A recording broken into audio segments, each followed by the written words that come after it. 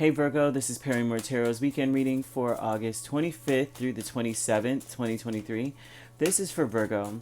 Last shuffle here for Virgo. Let's see what we've got going on. So what we have is transformation and joy is fun. Well, I tell you what, I think that you are a different person, right? We all are different every single day, right? You could be you still are in your Virgo suit, but we all are different every single day. Every moment is different. And they're showing that but there's a bigger change than just that, than the small imperceptible changes we go through. This looks like you are just really, truly not the same person you used to be. And instead, it's like there's an excitement, or you're looking forward to something. You may be looking forward to something this weekend that they're showing. It makes sense. It's almost like there's something about making sense, right? But the King of Swords with this joyous fun is saying that, let's see. Some of you may enjoy crunching numbers. I mean, I'm being facetious, but I'm being serious. It's that King of Swords is very intellectual, very intelligent. So that may be fun to this person. Transformation with Nine of Pentacles, Ace of Wands, Four of Cups, Queen of Swords. There's a change, right? Where you may have felt like you were where you wanted to be, where you needed to be, or something like that. Now it's like you're bored with that. You may not want that anymore. You may have chosen to be single with the Nine of Pentacles. Because you just don't. It seems like with the Queen of Swords, you're very intellectual, and things have to make sense. You're unbiased. If something is not right, it's just not right, and it doesn't matter. It's just not right. But with the Ace of Wands here, this transformation says that you dropped a burden and now you feel free. They're saying that rather than look at the pitfalls of being independent of something, because it doesn't necessarily scream out romantic relationship, but the cups kind of say so.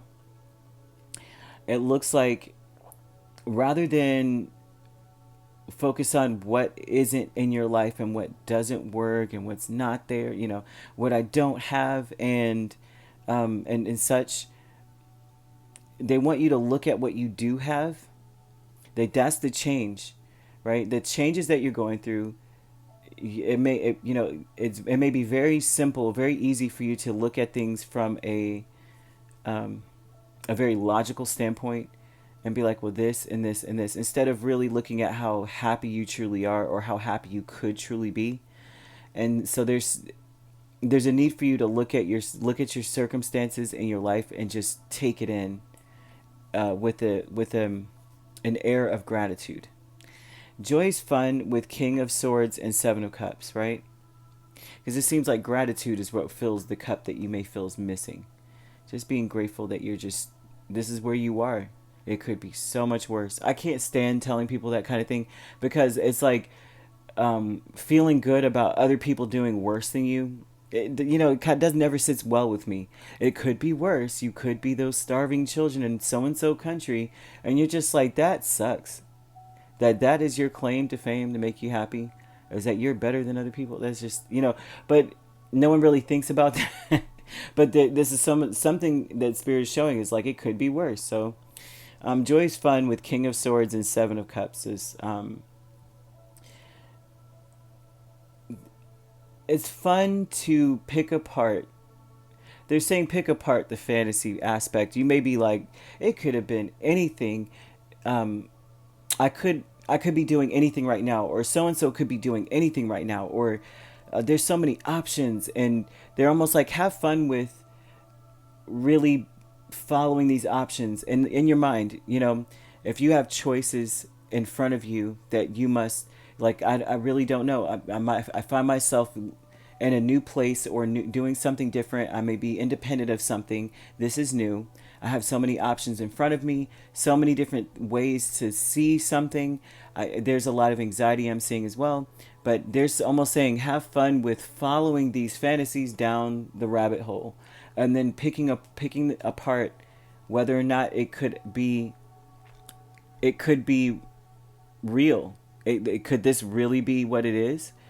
And then apply logic to it. They're showing that you're really, really good at this.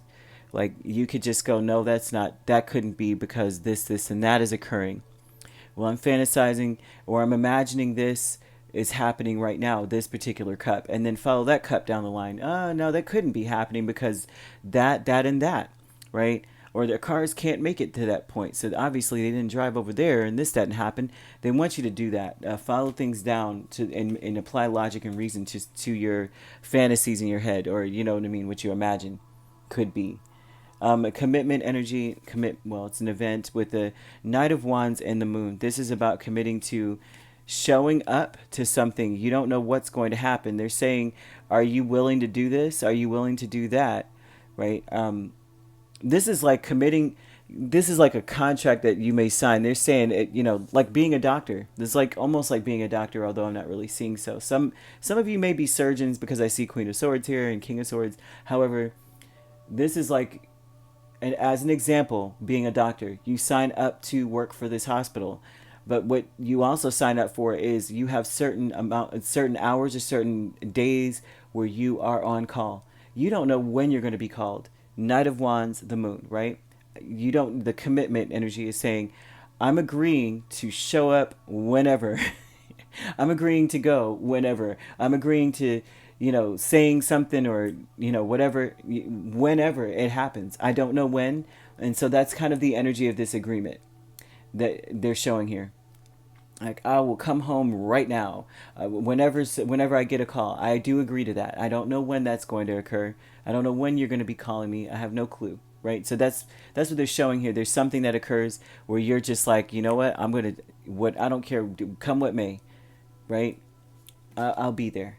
A milestone with the Page of Pentacles and Lovers is that this is something that you were always going to be in this place. It seems like you're back and forth between the old life and the new life. It seems like you are still trying to figure out what you really want. So there's something about this where you may have decided that there's something that you wanted, and you're not really, it's still like you still haven't gotten your sea legs on this new venture that you're going down, this new life, this new chapter. You still haven't, kind of grasped it. You may still be kind of waffling between your old and your new. The milestone is that you're still figuring that out.